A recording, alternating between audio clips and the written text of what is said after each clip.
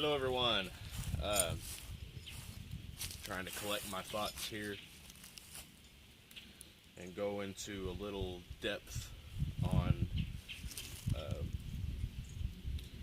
my stance, grip, and drawback and release of the knife. Basically, just how I throw.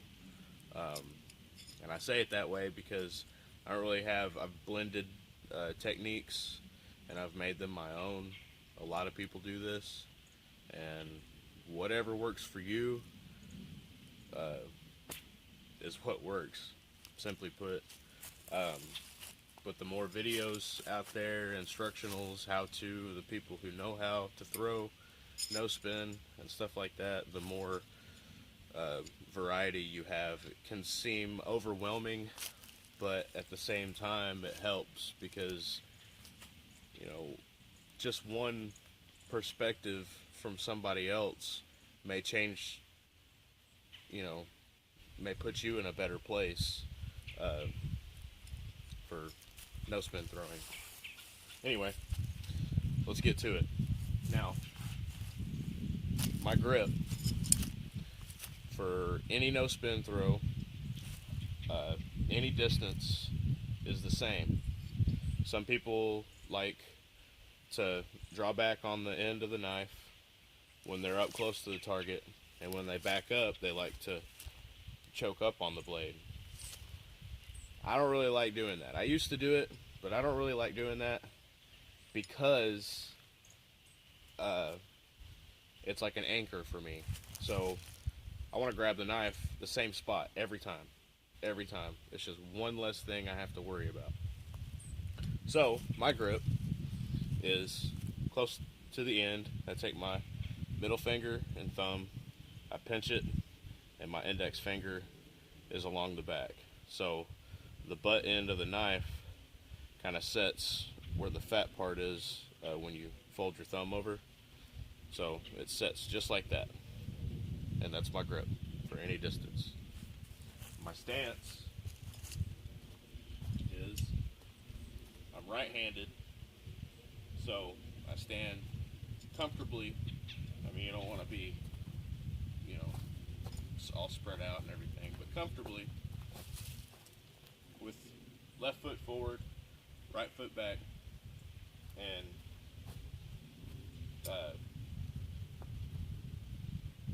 once you get into this stance, what I like to do is I don't look at my knives anymore.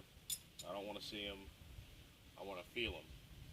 So I'll stare at the target. I'll pick a point on the target where I want to hit, and I'll just stare at it, and then I'll get my grip right. I'll kind of loose my arm a little bit, get my grip right, and then I'll draw up and out. Now, there's a lot of people that will do a big circle up and out, which is fine if you can be consistent at it. If you can make that same circle each time, then perfect. It works for you. But I try to negate all of the unnecessary movements that I've noticed myself making. Like, you know, I'll rock into the throw, or I'll step into the throw. What I want to do is I want to keep my feet firmly planted, and I'm kind of sitting almost side stance at the target. So I'll draw my arm up, and I can feel it in my core here. Like, you'll draw back, and you can kind of feel it. If you tense up your stomach, you can feel it in your core. And then when I go to release, I'm going to throw and push at the same time. Sounds kind of weird, but you want to throw and push. And when I come in, generally I'm swiping it out at about like a 20-degree angle. So I'm coming down like this, and my release is about here, and the knife will fly out into the target. I'm fairly close. This is a 7-foot marker right now. So stance, you pick your spot on your target, you draw up, push out,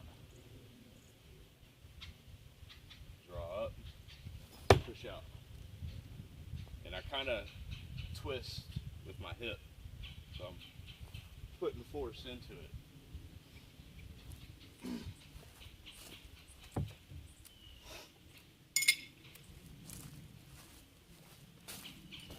I'm also trying to take that out, especially with closer distance. With longer distance, like I did a video not too long ago, or what was it, yesterday, something, I don't know. Anyway, did a video from 40 feet.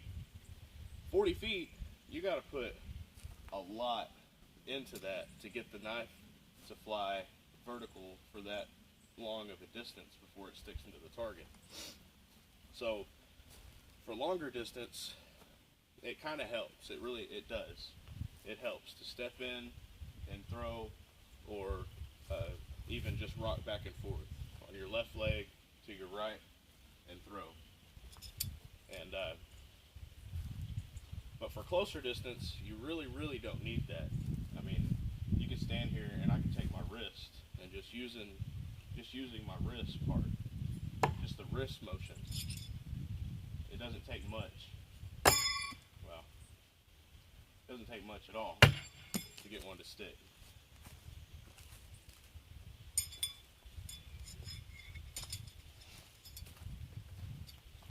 So again, got my right foot, I'm right-handed, so I'll take my right foot, or left foot, and I'll put it in front of me, left foot behind, I'll draw up to behind my head, and I'll push the knife out.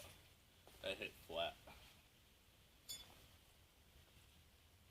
So I'll draw up behind my head, and you want to push because you want to put that force all the way into the tip to where when it gets to a certain point, it wants to turn over into the target. You're counteracting the spin. So push into it. Push into it. Find out where my knife went.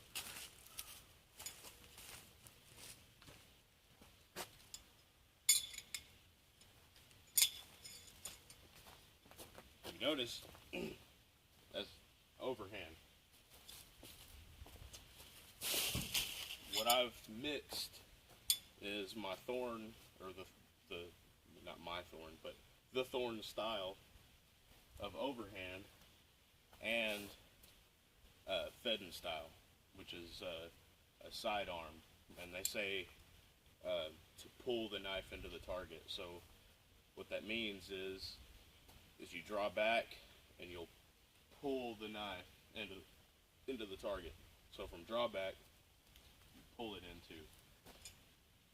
But I've kind of modified that, and instead of a pull, mine really is more of a push, and that's really the simplest way I could explain it.